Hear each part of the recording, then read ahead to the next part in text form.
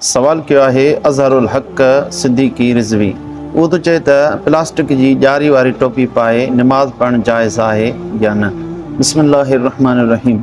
सभ खां पहिरियों इहो यादि रखो त नमाज़ जॾहिं बानो पढ़ंदो आहे त गोया के अल्लाह रब्बुल इज़्ज़त सां मुनाजात करे रहियो आहे। नबी करीम सल्लल्लाहु अलैहि वसल्लम इरशाद फरमायो, इन्नल मुसल्लीय युनाजी रब्बहू, बेशक जेको शख़्स नमाज़ पढ़े थो गोया के अल्लाह रब्बुल इज़्ज़त सां मुनाजात गुफ़्तगू करे रहियो आहे।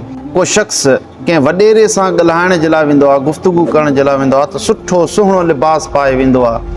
ऐं हिते त अहकमुल हाकिमीन वटि पेश थियणो पए थो। इन करे अहिड़ो लिबास पाए जेको सभिनी मां पसंदीदा ऐं सुहिणो लिबास हुजे।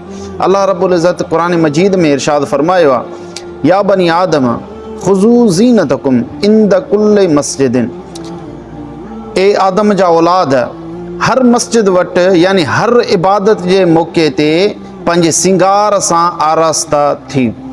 मालूम थियो त नमाज़ जे दौरान, इबादत जे दौरान सुठो सुहिणो लिबास पाइणु इहो अल्लाह रब्बुल इज़्ज़त खे पसंदीदा अमल आहे।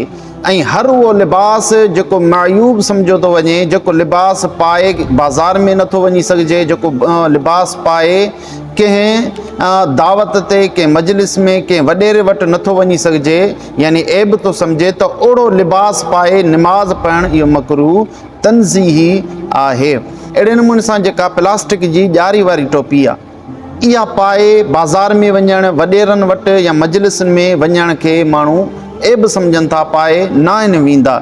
इन जे करे इहा टोपी पाए नमाज़ पढ़णु मकरूह तंज़ीही आहे। जीअं फ़िक़्ह हनफ़ी जे मोतबर किताब फ़तावा शामी जे अंदरि आहे, पाण फ़रमाइनि था त जेको इस्तेमाल जा लिबास आहे, कमकार करण वारो लिबास आहे, उहो पाए नमाज़ पढ़णु मकरूह आहे। इन जो सबबु इहो आहे, बेमा यलबसहू फी बैतिही, जेको पंहिंजे घर में लिबास पहिरे थो, वला यज़हबु बिही इलल अकाबिर, ऐं उहो लिबास वॾेरनि वटि पाए नथो वञे, त इहो लिबास पाइणु मकरूह आहे।